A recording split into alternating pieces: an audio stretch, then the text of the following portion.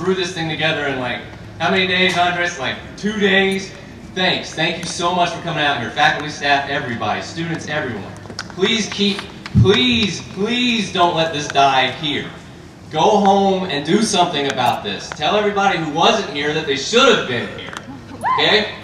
Tell them you're entirely disappointed in them and you're not going to go hang out with them on Thursday nights anymore. It was remarked by our governor a few days ago that our education system is the crowning jewel of Georgia. Yeah. Well, it's time for them to start acting like it. Yeah. Students, faculty, and staff of this university ought to be angry. I am. Thank you for being angry. Yeah. I see no reason for us not to be angry. We should be pissed off. Thank you for being pissed off. But one thing that should be understood quite clearly is that it is not the people of this university who are the problem. It's not the educators, it's not the workers, it's not the students, it's not the people in the building behind me. They're not the problem. The problem is that our system is broken. We in this state ought to consider our government as a dysfunctional and broken entity so long as it seriously considers hijacking millions of dollars from the educational system. Higher education plays a critical role in creating jobs, culture, and democracy in this state and in this country. Our representatives in the legislature ought to consider education as a highway leading to a better future, not a toll road. Toll road, not a toll road. They shouldn't look at us as a potential for revenue to save the states millions of dollars by cutting funding. We're not a cash cow.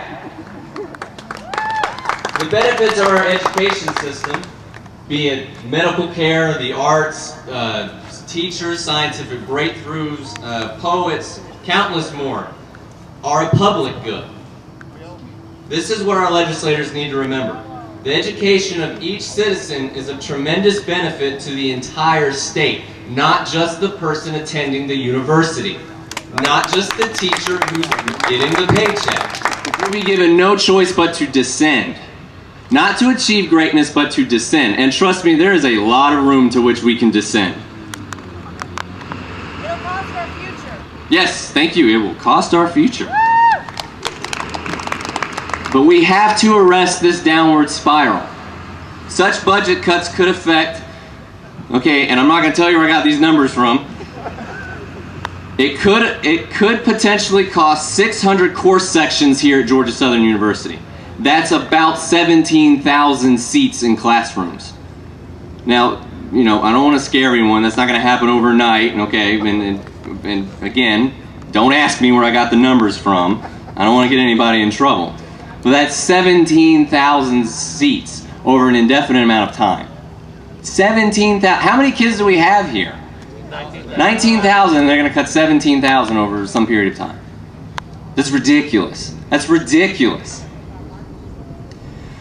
The quality of our education is at risk. Georgia Southern likes to pride itself on how we have a small feel at this university, but we're going to get a high education. Smaller. You're going to end up in classrooms, 300, 400 people, and these won't be like just intro to biology classes. I think, I'm going to call him Dr. Price because I enjoyed his speech. Dr. Price said he teaches Comp 1. I can't imagine taking Comp 1 with 300 kids. I'm not going to get the attention or the exact criticism I need to improve my writing. And as a philosophy major, I need to improve my writing. All right, now I'd like to invite Dr. Comerford to come up and say a few words. Dr. Comerford.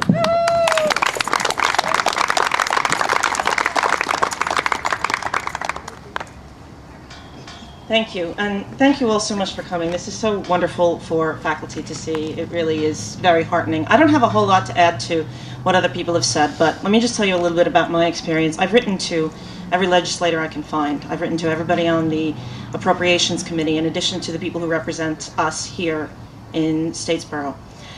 Don't let them change the subject. They want to keep saying people at universities make high salaries that they don't deserve. They want to talk about Michael Adams, who's the president of UGA, and how much money he makes. They want to talk about the president of the Medical College of Georgia and how much money they make. 70% of the people who work for the university system make less than $50,000 a year. What are you going to gain by cutting their salaries? Nothing. Tell the people who keep coming up with no concrete solution, because they keep saying we have to cut something, we have to cut something. University salaries are too high. Ask them, what else?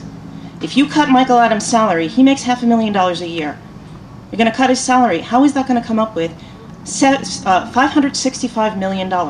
That's how much education is being cut next year. It's not $300 million, it's $565 million. Because the $300 million is extra.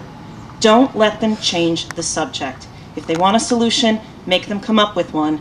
Tell them to stop keeping saying over and over again, let's cut the salaries, because that's not where the money is. They have to come up with a greater solution. If they send you the form letter back, I've gotten every form letter. Actually, only half of them have responded to me. But I have gotten the form letter back, and I've asked the question again. I've sent another email back and said, you didn't answer my question.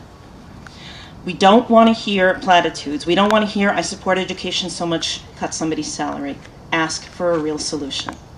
That's why it's important that you vote. That's why it's important that you contact all your legislators. You elected them. You're paying their salaries too. Thanks.